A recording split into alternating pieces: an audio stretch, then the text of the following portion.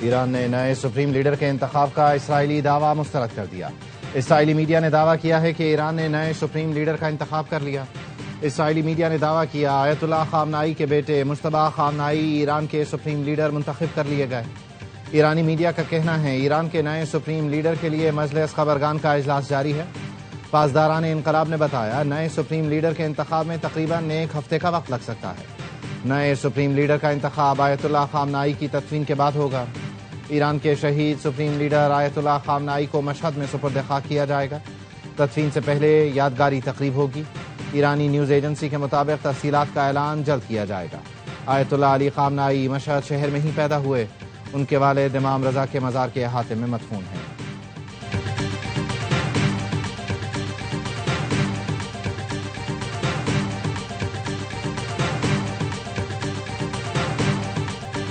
ایران نے پوری قوت کے ساتھ آپریشن کیا جا رہا ہے۔ ہم نے سینکڑوں ایرانی بیلسٹک میزائل اور ڈرون تباہ کر دیے۔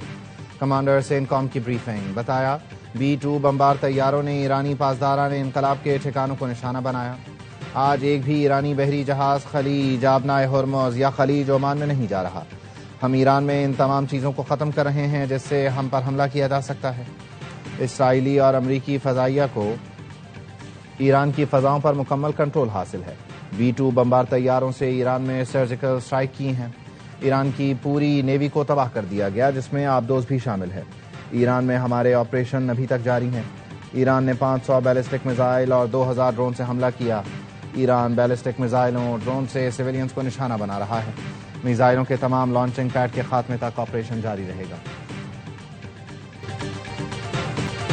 اسرائیلی فوج کا ایران پر بڑے حملوں کی نئی لہر کا اعلان۔ اسرائیلی فوج کی طرف سے جاری بیان میں کہا گیا میزائل لانچ سائٹس اور فضائی دفاعی نظام کو نشانہ بنایا جا رہا ہے۔ حملوں کی نئی لہر میں ایران کی دیگر تنصیبات کو نشانہ بنایا جا رہا ہے۔ اسرائیل کے ایران پر شدید حملے جاری۔ قم میں 88 رکنی خبرگان کونسل پر حملے کا دعویٰ۔ حملہ ایسے وقت کیا گیا جب سپریم لیڈر کے لیے ووٹنگ جاری تھی۔ ایرانی میڈیا نے دعویٰ مسترد کر دیا۔ کہا اسرائیل نے ایران کے عبوری وزیر دفاع میجر جنرل مجید ابن رضا کو بھی شہید کر دیا۔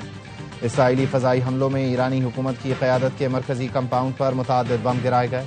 اہم عسکری تربیت گاہ اور حکومتی انفراسٹرکچر کی دیگر عمارتیں بھی تباہ۔ سرکاری ریڈیو اور ایرانی براڈ کاسٹنگ ہیڈ کوارٹرز تباہ کرنے کا دعویٰ۔ تہران کے انقلاب اسکوائر اور ہوائی اڈے پر بھی بم گرائے گئے۔ 24 گھنٹے کے دوران 13 فوجیوں سمیت مزید 96 افراد شہید ہو گئے۔ ایرانی ہلال احمر نے بتایا مجموعی طور پر شہیدوں کی تعداد 787 ہو گئی۔ اسرائیلی فوج نے ایران کے 153 شہروں میں 500 سے زائد اہداف پر 1000 سے زائد حملے کیے۔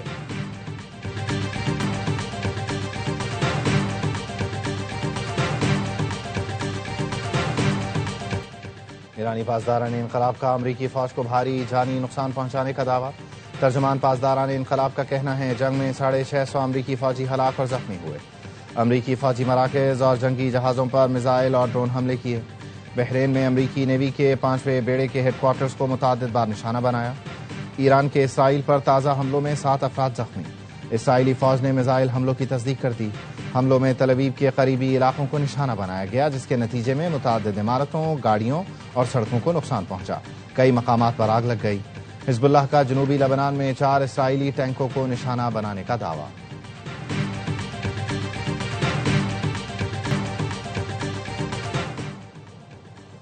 خلیج میں تجارتی جہازوں کو تحفظ فراہم کیا جائے گا۔ امریکی صدر ٹرمپ کا ٹروتھ سوشل پر اعلان۔ لکھا خلیج سے گزرنے والی توانائی کی ترسیل ہر صورت یقینی بنائیں گے۔ تمام شپنگ لائنز کو مالی سیکورٹی گارنٹی دستیاب ہوگی۔ ضرورت پڑی تو امریکی بحریہ آبنائے ہرمز میں ٹینکرز کو تحفظ فراہم کرے گا۔ امریکہ دنیا میں توانائی کے آزادانہ بہاؤ کو یقینی بنائے گا۔ امریکہ کی معاشی اور عسکری طاقت سب سے بڑی ہے۔ مزید اقدامات جلد سامنے آئیں گے۔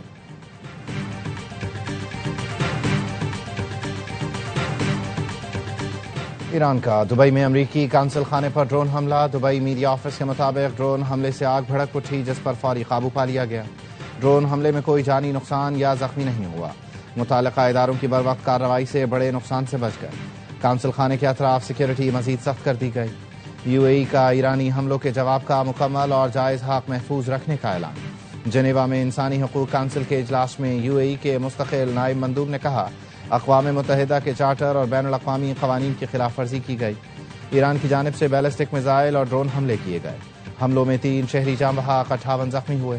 مستقل نائب مندوب کا علاقائی سلامتی کے لیے تحمل، مکالمے اور سفارتی حل پر زور. ایران مشرق وسطی میں امریکی سفارت خانوں پر حملے کر رہا ہے. امریکی وزیر خارجہ مارکو روبیو کی میڈیا سے گفتگو. بتایا دبئی میں امریکی قونصلیٹ کے پارکنگ ایریا میں ڈرون گرا ہے. بولے ایران کی ایٹمی صلاحیت، میزائل پروگرام اور ایرانی بحریہ ہمارے اہداف ہیں. ایرانی رجیم کے خلاف امریکہ نے اپنے 3 بڑے اہداف تقریباً حاصل کر لیے.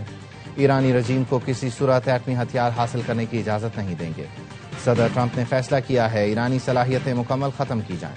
ہم اپنے مقاصد کے حصول تک کارروائی جاری رکھیں گے.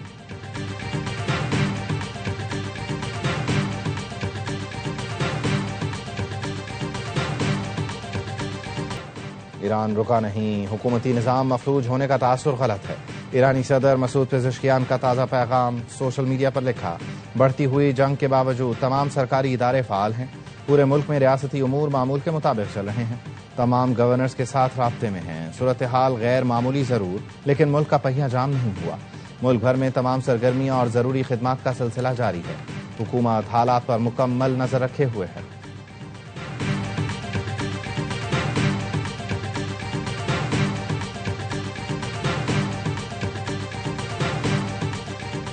سعودی دارالحکومت ریاض میں CIA اسٹیشن پر ڈرون حملہ.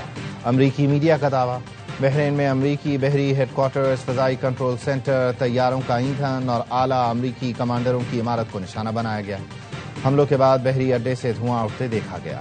سعودی دارالحکومت ریاض میں امریکی سفارت خانے پر ڈرون حملہ. سعودی وزارت دفاع کے مطابق امریکی سفارت خانے سے 2 ڈرون ٹکرائے، عمارت کو آگ لگ گئی. 8 ڈرون کو فضا میں ہی تباہ کر دیا گیا. پاسداران انقلاب نے پھر امریکی بحری بیڑے ابراہم لنکن پر 4 کروز میزائل داغنے کا دعویٰ کیا. دوحہ میں امریکی العدید ایئر بیس کو نشانہ بنایا گیا. فجیرہ میں آئل انڈسٹری زون میں ایرانی ڈرون کا ملبہ گرنے سے آگ لگ گئی. دبئی میں آسٹریلوی ایئر بیس پر ڈرون حملے. ایمیزون نے UAE میں 2 ڈیٹا سینٹر پر ایرانی حملے کی تصدیق کر دی. ایمیزون کا کہنا ہے ڈیٹا سینٹرز ڈرون حملے کا نشانہ بنے. عمان میں بھی القدم ایئرپورٹ پر حملہ کیا گیا.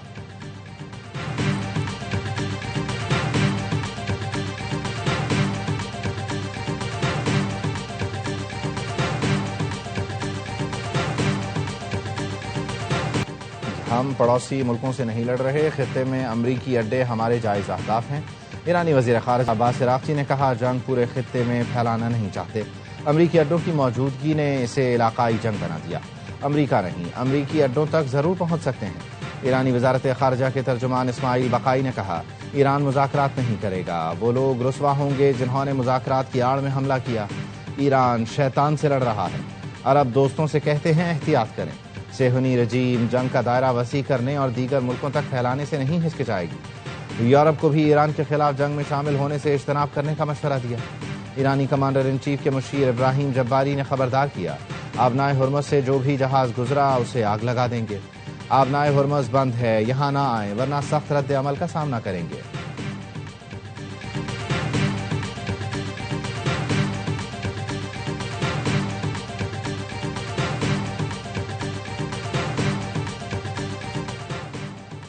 اسرائیل نے تل ابیب میں CNN کے لیے رپورٹنگ کرنے والے 2 صحافیوں کو گرفتار کر لیا.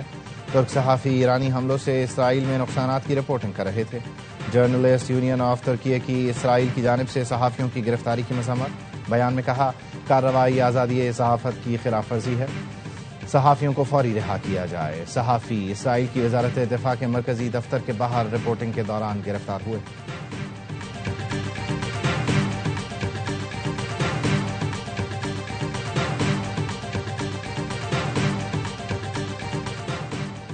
قطر نے پاسداران انقلاب کے لیے کام کرنے والے 2 جاسوس پکڑ لیے.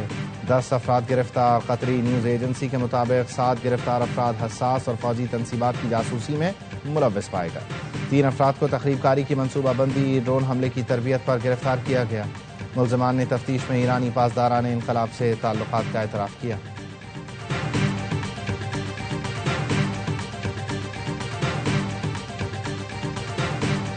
تمام جو پارٹی ہیڈز اور پارلیمانی لیڈرز ہیں ان کو موجودہ حالات ہیں خطے کے، افغانستان پہ جو اٹیک ہوا ہے کے اوپر جو ہے وہ ایک پولیٹیکل لیڈرشپ کو بریف کرنے کے لیے سب کو دعوت دی ہے. قومی سلامتی اور خطے کی صورتحال پر ان کیمرہ اجلاس آج ہوگا.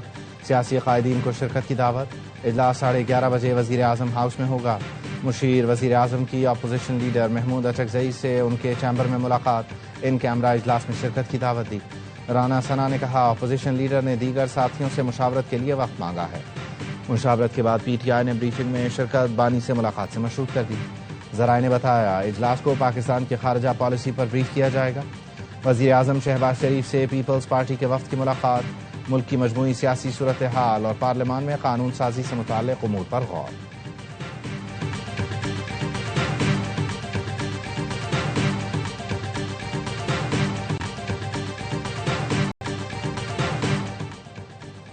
امریکہ اور اسرائیل کے دعوے جھوٹے نکلے. ایران میں ایٹمی ہتھیار بنانے کے کوئی ثبوت نہیں ملے.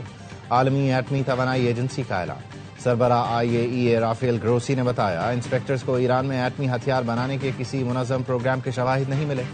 امریکہ اسرائیل کے دعووں کے باوجود ایٹم بم بنانے کا ڈھانچہ سامنے نہیں آیا. ایران کے پاس ایٹم بم نہیں لیکن ایٹمی ہتھیار بنانے کا مواد ہے جو عالمی برادری کے لیے تشویش کا باعث ہے.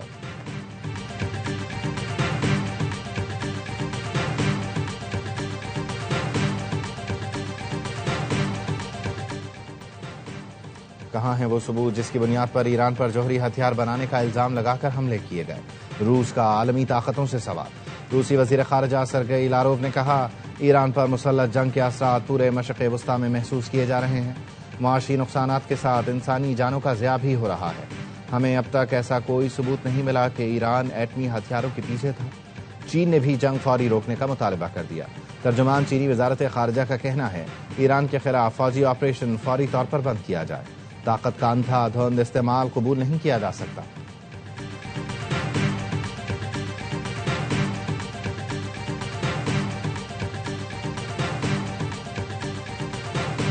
آپریشن غضب للحق کے تحت پاک فوج کی بھرپور کارروائیاں.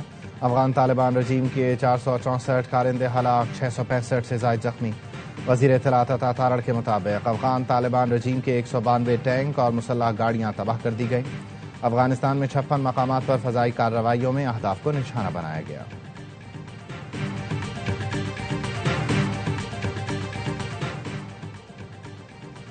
بانی پی ٹی آئی سے اڈیالہ جیل میں ملاقات اور طبی معائنہ مکمل. انجیکشن کی سیکنڈ ڈوز کا فالو اپ چیک اپ کیا گیا. بانی پی ٹی آئی کا چیک اپ ایمز اور شفائے ہسپتال کے ڈاکٹرز نے کیا. ماہر امراض چشم پروفیسر عارف خان، پروفیسر ندیم قریشی نے معائنہ کیا. اعلامیے میں بتایا گیا ڈاکٹرز نے بانی پی ٹی آئی کی آنکھ کے مختلف ٹیسٹ کیے. ڈاکٹرز کا بانی کی آنکھ کی بینائی پر اطمینان کا اظہار. بانی کی آنکھ کی بینائی میں نمایاں بہتری آئی ہے. میڈیکل بورڈ نے مزید نگہداشت تجویز کردہ ہدایات پر عمل جاری رکھنے کی سفارش کی. رپورٹ بھی جیسے میری بہن نے بتایا تھا کہ انکمپلیٹ ہے. مکمل رپورٹ ہی نہیں دی گئی. نہ عمران خان کے بلڈ رپورٹ ہے، نہ عمران خان کی کوئی ڈیٹیلز ہیں کہ بیماری کس چیز کی ہے، کیوں ہوئی، کچھ نہیں دیا. ہمیں بانی کی تفصیلی رپورٹ آج تک نہیں دی گئی. حکومت مسلسل جھوٹ بول رہی ہے. سابق وزیر اعظم کی بہن نلیمہ خانم کی اڈیالہ جیل کے باہر میڈیا سے گفتگو. کہا ڈاکٹرز کی ٹیم نے ہمارے ڈاکٹروں سے رابطہ ختم کر دیا. ہمیں خدشہ ہے بانی کی دوسری آنکھ بھی متاثر نہ ہو. بانی کو شفا انٹرنیشنل ہسپتال منتقل کیا جائے. بشرا بی بی کی فیملی اندر ضرور گئی لیکن ملاقات نہیں کرائی گئی. نجکاری کمیشن بورڈ کی عارف حبیب کنسورشیم میں فوجی فرٹیلائزرز کی شمولیت کی سفارش. نجکاری کمیشن نے فوجی فرٹیلائزرز کی اہلیت ریگولیٹری تقاضے پورے ہونے کی تصدیق کر دی. بورڈ کے اجلاس کا اعلامیہ جاری. فوجی فرٹیلائزرز کی شمولیت کی حتمی منظوری CCO، PO اور وزیر اعظم وفاقی کابینہ کی منظوری سے مشروط ہے.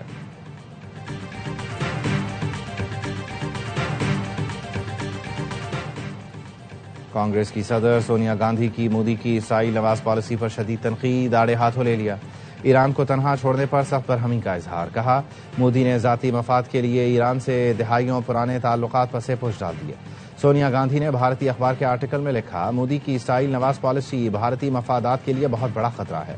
تاریخی طور پر ایران نے ہمیشہ بھارت کا ساتھ دیا. مشکل وقت میں بھارت کو ایران کے موقف کی تائید کرنی چاہیے تھی.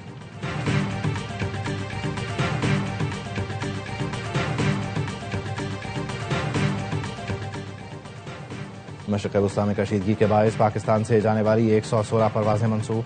کراچی، لاہور، اسلام آباد، پشاور، ملتان، فیصل آباد، کوئٹہ سے Dubai, Abu Dhabi, Sharjah, Ras Al Khaimah, Qatar, Kuwait, Bahrain کے لیے پروازیں منسوخ کی گئیں۔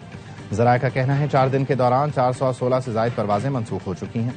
پروازوں کو مشرق وسطیٰ کے متعدد ملکوں کی فضائی حدود بند ہونے کے باعث منسوخ کیا گیا۔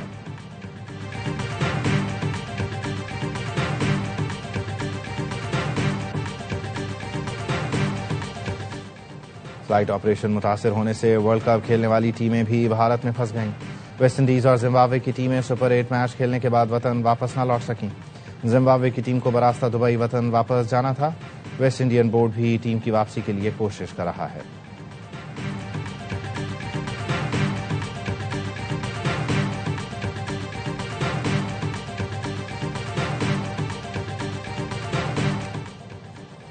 مشرق وسطیٰ کی بگڑتی صورتحال، پاکستان شاہینز ٹیم کو ابوظہبی میں مشکلات کا سامنا۔ ذرائع کا کہنا ہے ڈرون حملوں کی وجہ سے کھلاڑیوں کو ہوٹل کے تہہ خانے میں چھپنا پڑا۔ پلیئرز کے اہل خانہ نے حکومت سے ٹیم کو براستہ عمان ابوظہبی سے نکالنے کی اپیل کر دی۔ پاکستان شاہینز اور انگلینڈ لائنز کے درمیان ایک روزہ سیریز حالات کی وجہ سے ختم کر دی گئی تھی۔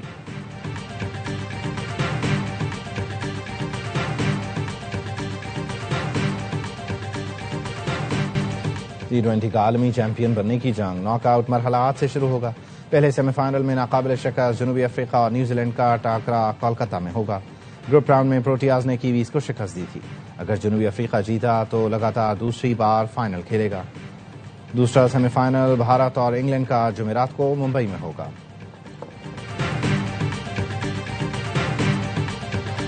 پرفارم نہیں کیا جو آپ چاہتے تھے تو اس میں آپ فائن نہیں کر سکتے انلیس انٹل آپ نے سینٹرل کانٹریکٹ میں ایسی کوئی شک رکھی ہوئی ہو، اس طرح آپ نہیں کر سکتے۔ وہ کھلاڑیوں کے فنڈامنٹل رائٹ کے خلاف ہے۔ کارکردگی کی بنیاد پہ یا تو آپ یہ کہہ رہے ہیں کہ جان کے انڈر پرفارم کیا ہے، وہ تو پھر ایک اور زمرہ ہے، ایشوز اور کھڑے ہو جائیں گے۔ کارکردگی کی بنیاد پر کھلاڑیوں پر جرمانہ نہیں لگایا جا سکتا۔ سابق قانونی مشیر پی سی بی تفضل رضوی کہتے ہیں سینٹرل کانٹریکٹ میں ایسی کوئی شق ہی نہیں جس کے تحت کارکردگی کی بنیاد پر جرمانہ کیا جا سکے۔ جرمانے کا مطلب کھلاڑیوں پر جان بوجھ کر پرفارم نہ کرنے کا الزام لگانا ہے۔ جرمانے کے خلاف کھلاڑی عدالت بھی جا سکتے ہیں۔ کھلاڑیوں پر جرمانہ ان کے بنیادی حقوق کی خلاف ورزی ہے۔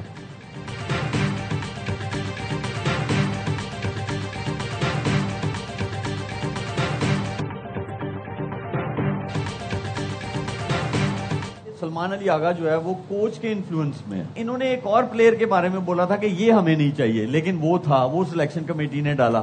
کوئی آئیڈیا ہے وہ کون ہے؟ کیا وجہ تھی ہے؟ پسند ناپسند۔ پچھلے 5-6 ایونٹ جیسے چل رہے ہیں ویسے اس ایونٹ کو بھی چلایا اپنی مرضی سے۔ T20 ورلڈ کپ کے لیے ٹیم پسند ناپسند پر بنی۔ سابق کرکٹرز کا پروگرام ہر لمحہ پرجوش میں اظہار خیال۔ میزبان شعیب ملک نے کہا ایسا لگ رہا تھا کہ سلمان علی آغا کوچ کے دباؤ میں تھے، جس پر سینئر صحافی شاہد ہاشمی بولے مائک ہیسن کے کہنے پر بابر اور شاداب کو ٹیم میں رکھا گیا۔ باسط علی نے کہا ہیڈ کوچ شاہین آفریدی کو نہیں رکھنا چاہتے تھے، سلیکشن کمیٹی نے شامل کرایا۔ کامران اکمل بولے جیسے چل رہا تھا اس ورلڈ کپ میں بھی وہی ہوا، ایک گروپ مرضی سے فیصلے ہوتے رہے۔ اداکار سعود بنے ہر لمحہ پرجوش کے مہمان، سامنا کیا دلچسپ سوالوں کا، مصطفیٰ اور عادی نے مزاح کا تڑکا لگایا۔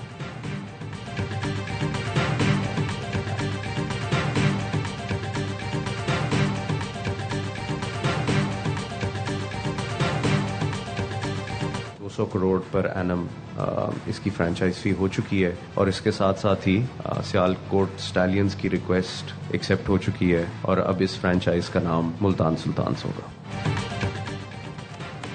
ملتان سلطانز کی پی ایس ایل میں واپسی، سیال کوٹ سٹیلینز کا نام تبدیل کر دیا گیا۔ نئے پارٹنر کی شمولیت کے بعد سیال کوٹ سٹیلینز کا نام ملتان سلطانز رکھ دیا گیا۔ C E O P S L Salman Naseer نے پریس کانفرنس میں بتایا ٹیم کی سالانہ فیس بھی بڑھ گئی، 185 کروڑ میں فروخت ہونے والی ٹیم کی نئی رقم 200 کروڑ روپے ہو گئی۔